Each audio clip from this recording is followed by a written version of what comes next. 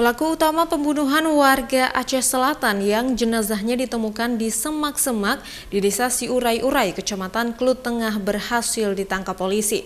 Pelaku diamankan di tempat persembunyiannya di dalam hutan.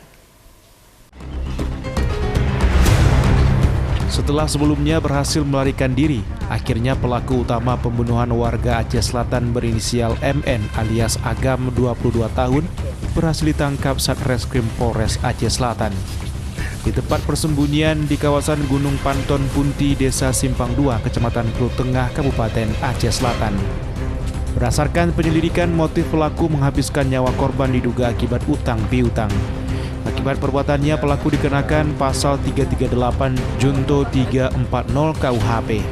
Kasat Reskrim Polres Aceh Selatan Ibtu Deno Wahyudi mengatakan pelaku sempat masuk daftar pencarian orang sebelum ditangkap Polres Aceh Selatan.